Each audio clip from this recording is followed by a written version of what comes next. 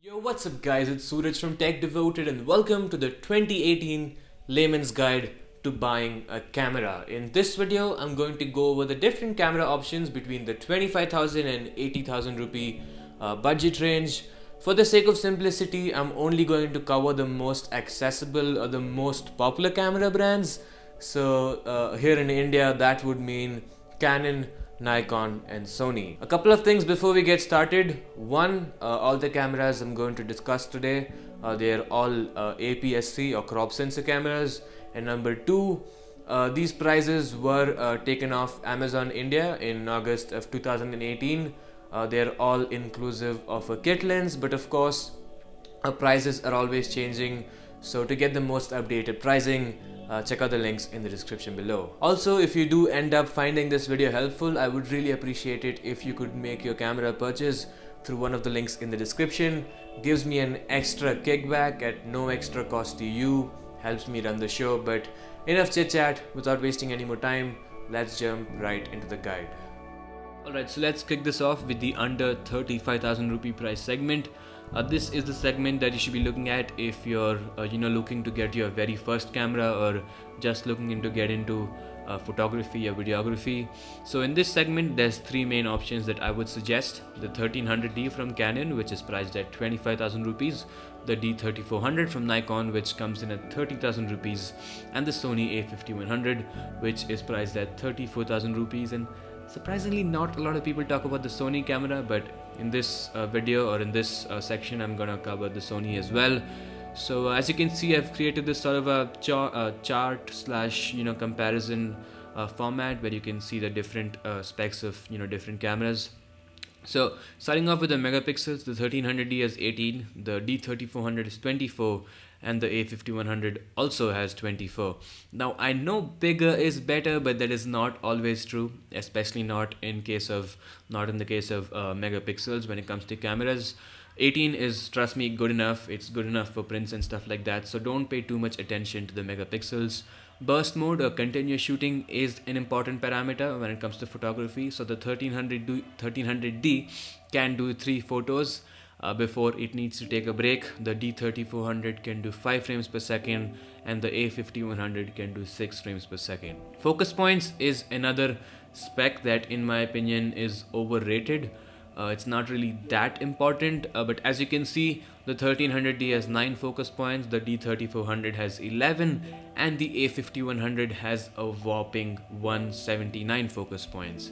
Now, yes, I have seen it in real world usage. The A5100 does blow the other two cameras out of water when it comes to autofocus, but I wouldn't necessarily attribute it to the fact that it has way more autofocus points or focus points.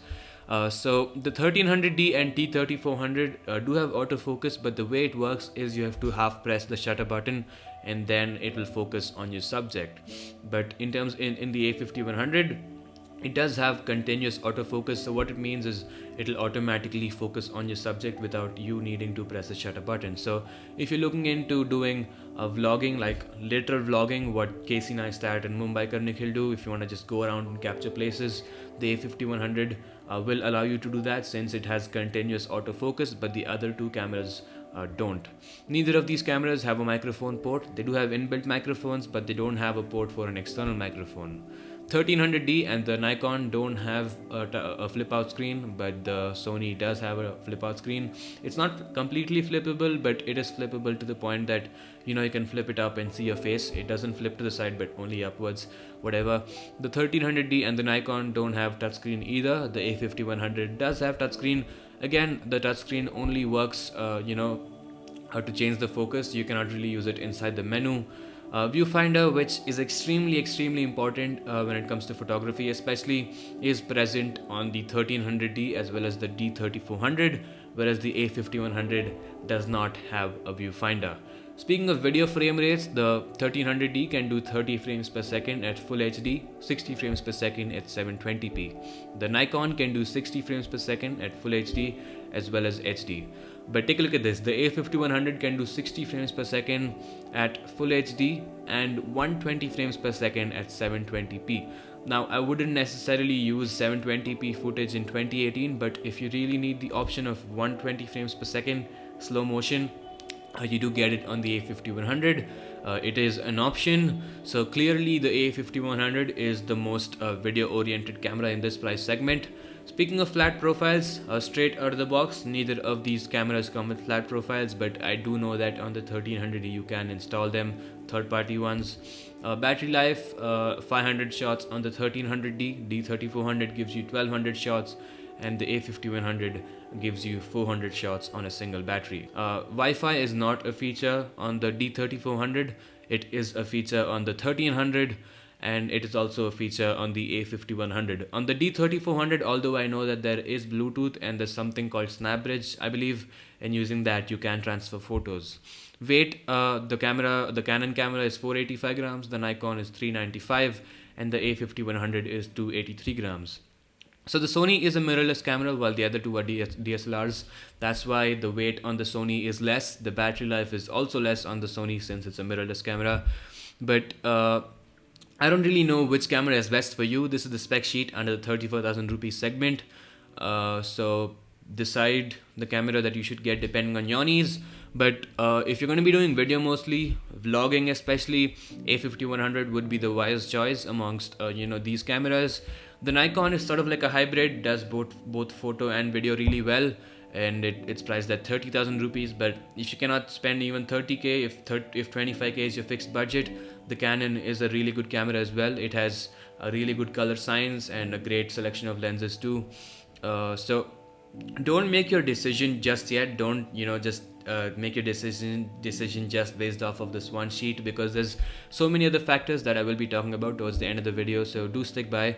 But regardless of which camera you pick in this segment, when you pair it with some good technique, you can click great photos. Speaking of great photos, if you haven't already, follow me on Instagram at suraj.jpeg. I do post some great photos from time to time. I also go live and post stories, so if you want to keep up with what's happening in my life, check me out on Instagram.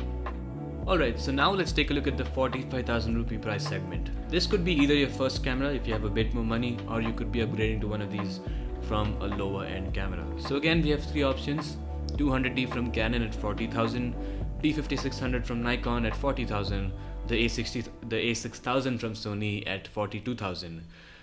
So again, two DSLRs, one mirrorless camera. In terms of megapixels, all these cameras are 24 megapixels, so no confusion there. The burst mode, 5 fps on 200D, 5 fps on the Nikon as well, and 11 fps on the Sony A6000.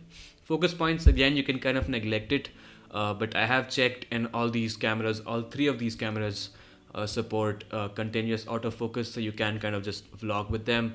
Although the Canon and the Sony are the better ones, I've heard that there are some issues with the continuous autofocus on the Nikon. A microphone port is present on the 200D and the D5600, but not on the A6000. All three cameras do have a flip out screen, although on the A6000 it's not completely flippable, not even half flippable in fact. So bear that in mind. The 200D and D5600 do have a touch screen, the A6000 doesn't.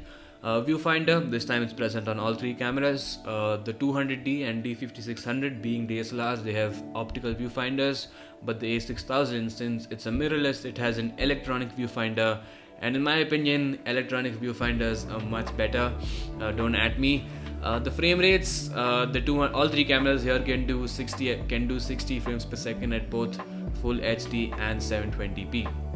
Again, the Canon doesn't have a flat profile straight out of the box, but you can install a third-party one, whereas the other two cameras do have flat picture profiles straight out of the box. In terms of battery life, the 200D gives you 650 shots, the D5600 gives you 820, and the Sony gives you 360.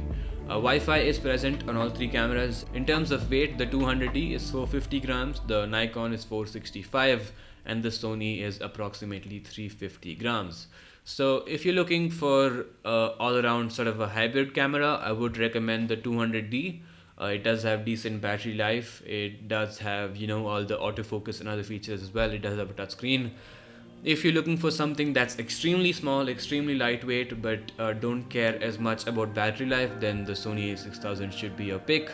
If you want something that has incredibly good battery life, is pretty good with photo, not so good with video autofocus, you can check out the Nikon.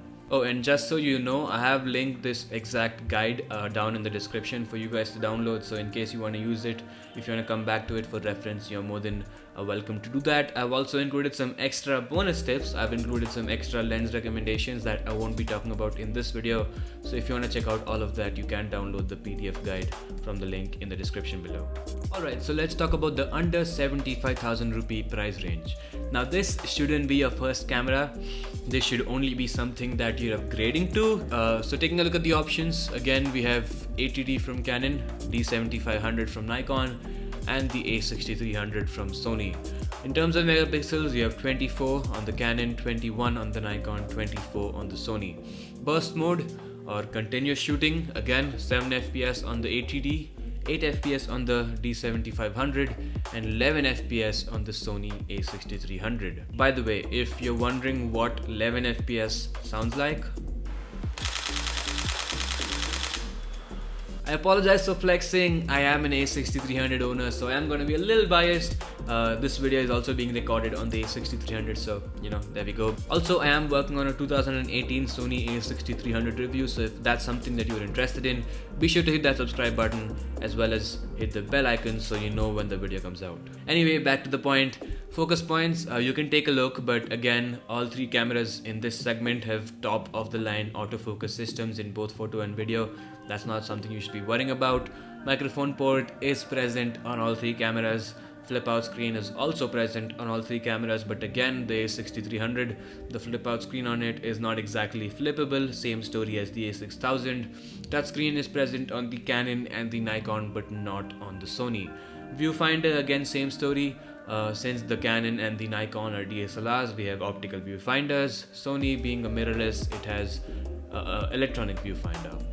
In terms of frame rates, the Canon can do 60 frames per second at both Full HD and HD.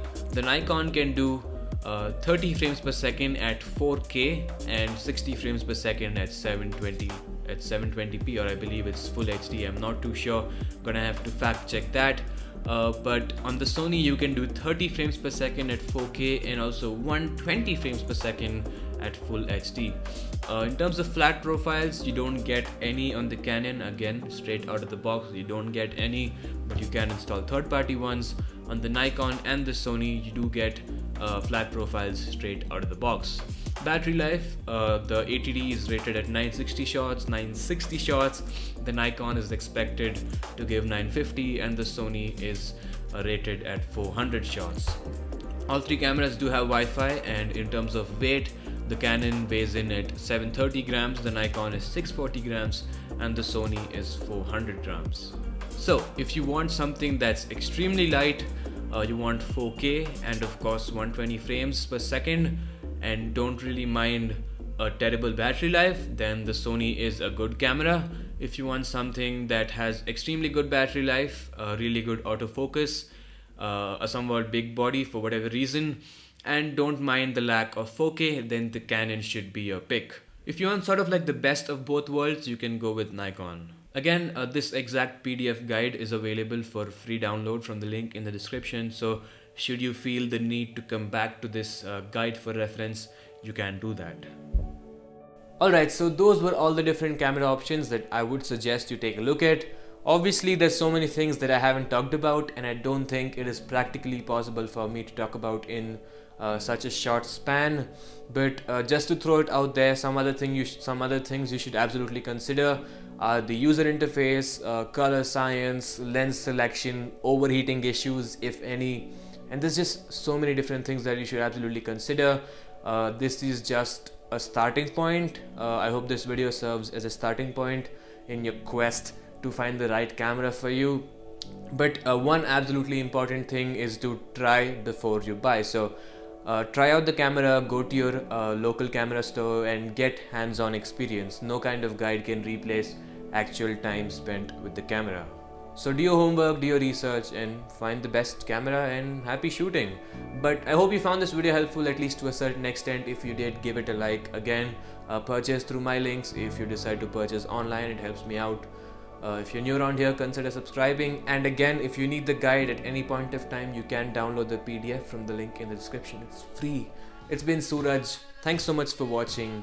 take it easy and stay devoted.